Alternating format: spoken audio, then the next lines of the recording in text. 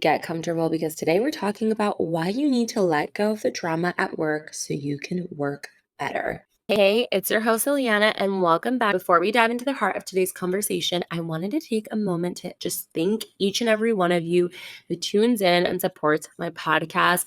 Your energy and your support and you showing up week after week to listen really makes your Vibe Tribe community so special. Now, if you've been enjoying the content and the advice and also just the vibes, there is a super simple way that you can support the show. Make sure to like or subscribe and follow on whatever podcast platform you're listening on. If you love your Vibe Tribe podcast, make sure that you send it to your friends, your family members, share it on your social media. It's so easy. You just have to hit that share button on your favorite podcast platform, or you can just take a screenshot and share it to your IG stories or your TikTok stories. Just don't forget to tag us at your Vibe Tribe podcast so we can actually thank you and connect with you. Our Vibe Tribe is slowly growing, but it really is all thanks to your guys' support. So I really want to keep this momentum going. So make sure to share, follow, and let's keep making your Vibe Tribe podcast the #1 women's mindset podcast in the world.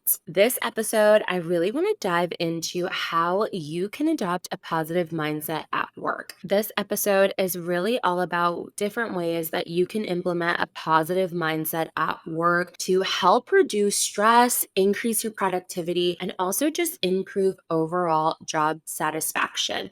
And it's going to make the work environment that you're in so much more welcoming and so much more collaborative. It also encourages a lot more communication and really just helps build trust among your peers and among your other team members. I first want to start by saying that I have worked pretty much a 9 to 5 since I was about 14. My first job was in American Eagle working retail. I'm currently now working in marketing, and this has been a industry change for me. So I'm 9 months in, actually, no, I'm sorry, 10 months into this new career for me, and I'm absolutely loving it. But with a new career comes a lot of different obstacles and new challenges that I've had to overcome with very little to, I would say, no mentorship. I've really had to learn on my own. And I realized something that I've had to overcome is really letting go of a lot of my own personal insecurities that I was projecting and onto conversations with coworkers, conversations with leaders in the company. And also, I was reading into things and putting negative spins on things that maybe were there, maybe weren't there.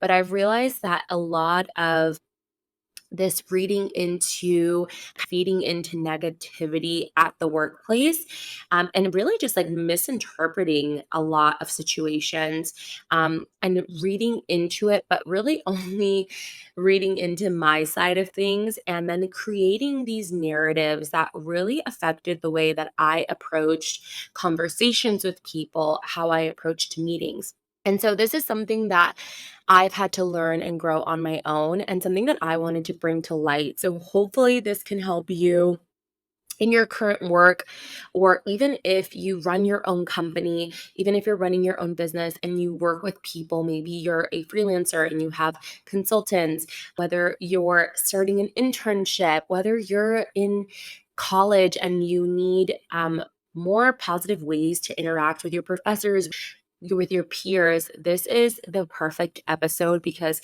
there's a lot of tips and tricks and just things that I've been able to implement recently from almost kind of just getting my ass kicked and handed to me.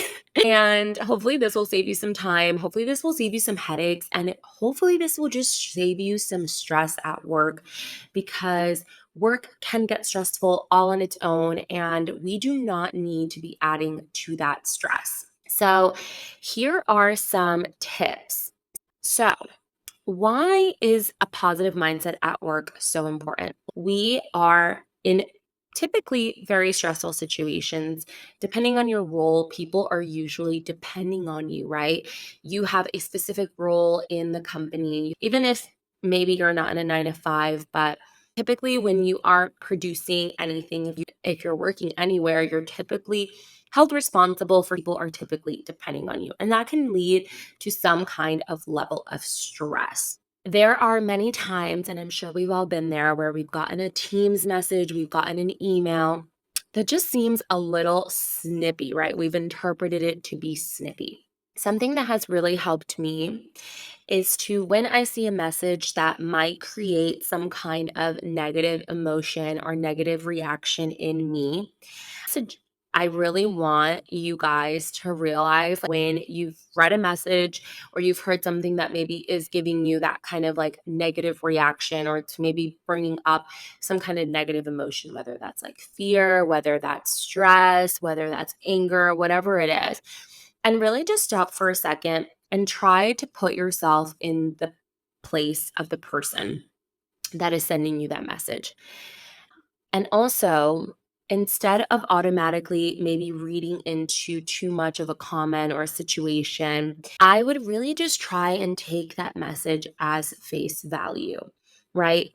And realize that typically when someone sends you an email, someone sends you a text, someone sends you a message, you can't always interpret tone.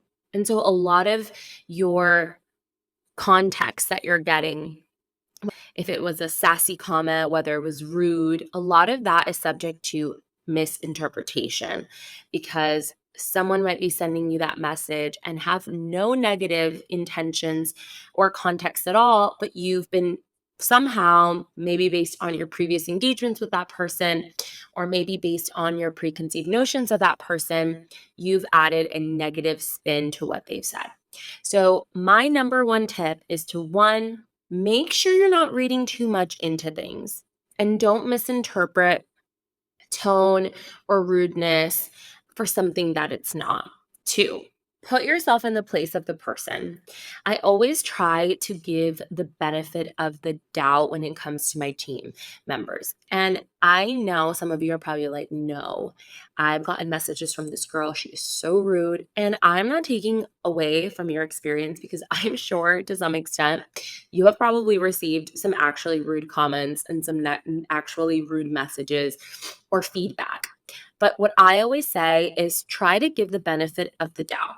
And if you do feel after you've given them the benefit of a doubt that, hey, this comment, this message, this feedback was kind of rude, or it didn't really improve or create a positive work environment, I would make sure that you address and you have a conversation that is based on how you can improve communication further. Not dwelling on you were rude, you were this, but really coming from a place of, hey, I really want to find a way to better communicate with you so we can improve our work relationship. And I know sometimes these conversations can be difficult to have, but the longer you avoid these conversations with your work colleagues, with your coworkers and your peers, the more tension and conflict will fester. And something that started out as a very small problem can escalate to something huge. So, my third advice, I feel like I gave you two in one. My third and my fourth advice. Third, give the benefit of the doubt to the person. Fourth, even after you give the benefit of doubt, you have negative feelings around that interaction, bring it up in conversation and then look at it in how you can improve the communication with that person. So, not really dwelling on maybe that negative interaction, but moving forward and changing the narrative to how we can improve the situation. Now, I know sometimes it can be really difficult to be positive in the workplace and to really change your mindset. But I'm going to give you a couple strategic ways that you can start to make your workday a little bit more positive. So, something that I like to do is to really start my day on a positive note. So, I typically will turn on like some kind of like motivational podcast. Obviously, if you're listening to your Vibe Tribe podcast, definitely you're already taking a step in the right direction. So turning that on in the mornings and listening to something that's going to give you tangible, positive tools that you can implement. If you are really affected by music and your mood is affected by music, then start your day listening to some upbeat music that gets you hyped, that gets you excited. Or another great way, and I've mentioned this before in a couple of my other episodes, is to meditating. I feel like is such a great way to start your day off in a very focused, very calm way. You're all taking, even if it's 10 minutes in your morning to just kind of slow things down, is such a useful tool. Also, practice gratitude.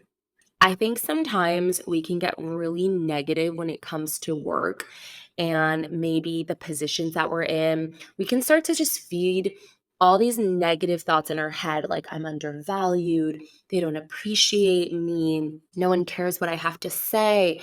And all these negative thoughts that you're adding to your mind every single day is going to affect how you approach any work situation, any conversation at work. Like you're already setting yourself up to have a negative conversation, a negative meeting, a negative experience. So, something that really helps me is to just practice gratitude. You want to practice gratitude for anything, practice gratitude for the ability to learn and to be compensated while you learn. Look at every meeting, every conversation, every interaction with your coworkers as an opportunity to learn and to grow. Like, and just I've had this situation happen to me in the past where I've had somebody who likes to take control and charge of a lot of things. And sometimes I felt like, okay, well, this responsibility that this person is taking control of is kind of in my scope of work and in under my responsibilities. And it's something that I would like to learn and grow about. But instead of approaching the conversation with your coworker coming from a negative space of, why are you taking away my responsibilities? This is my job. I'm the expert. That's such an intense and negative way to approach a conversation rather than approaching it from a place of, hey, I am really excited to get more involved on this and learn more about this specific area. And maybe I can bring some insights or some help. Would you mind involving me in this or involving me in these meetings or these conversations? It's a much better approach and a much positive approach that will probably give you the results that you want rather than coming in from a negative space. Start now. I want you to start training yourself to assume positive intentions in all communications. And I know that's really, really difficult, but training yourself to assume things are done with a positive intention, one, will reduce so many misunderstandings because I cannot tell you how many times I felt some type of way of a coworker's comments or a peer's comments, and I've created this whole narrative of why they're reacting this way or why they're responding to me this way. And then after I have one conversation with my coworker, it's like all cleared up and it's like, oh my gosh, I like totally understand and see where you're coming from now. So you have no idea how many of your negative experiences at work are all due just to misinterpretations, misunderstandings. And if you can train yourself to assume positive intentions in all communications, it will promote such a supportive environment. And listen, even if that coworker by any chance or that team member or that person in leadership isn't coming from a positive intention, right? Because that's definitely a possibility. Assuming that they are coming from a positive intent will give you a much better leg to stand on because now your communication comes from a positive place. Better, your communication is going to be received a lot better when you come from a place of positivity and from a place of, and I'm here to help you, and I'm not your enemy. Second, I want you to start trying to manage your reactions. And this is really tough for me and something that honestly I'm still grappling with because I am a little feisty. That is part of my personality. It's something that I've had to really work on. I like to say I'm passionate, but that's not an excuse. I really want you to try to develop more self awareness around your reactions and your reactions to stressful situations and really consciously try to choose responses that are going to maintain a more positive outlook on things. For me, I sometimes get really frustrated, and sometimes that frustration comes out in my tone, in my face. And it's something that I've really had to deal with.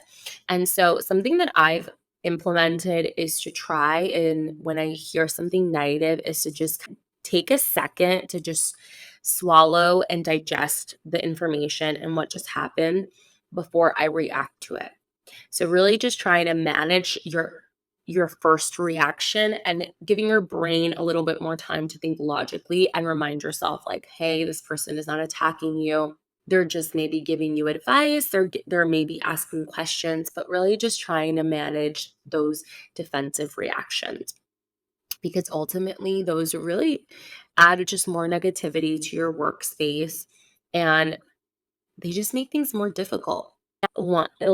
Now, I really want you to make it a habit to recognize and celebrate small achievements, now both your own and those of your colleagues, because that really will just help maintain a positive morale overall. It's so important because people work day in and day out. And I'm not saying that every single day you should have, be, oh my God, this is the best thing you've ever created. But really, celebrate the small wins, even if they're tiny.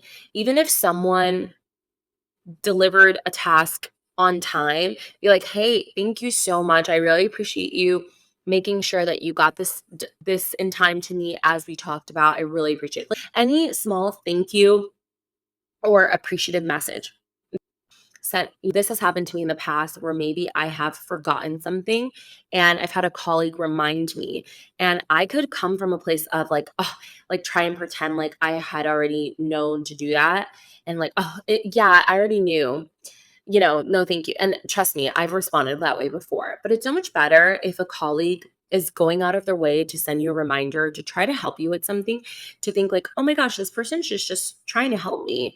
And to send a little message like, oh my gosh, thank you so much. I really appreciate you taking the time to send me this. I know you're so busy. So the fact that you are sending me this reminder, I really appreciate you having my back. And now you're coming from a place of thank you. You're acknowledging their help, and you're also showing gratitude for them going a little bit extra to help you and to support you, instead of looking at it in a negative way of like, oh, this person is so annoying. Like, I already know. Like, just thank them. And I'm telling you, that will go such a long way. If you are not already following Your Vibe Tribe podcast, make sure to follow us on socials at Your Vibe Tribe podcast. We're on Instagram, TikTok, and YouTube. Make sure to follow us so you stay up to date on all of our juicy, valuable content. Also, I know last week I took a hiatus. I am so sorry, guys, because I have also been living life and it's just been kicking me in the butt lately. But you need to prioritize the things that are important to you. And this podcast is so important to me. And I am so grateful for you guys who listen in week after week and listen to my episodes.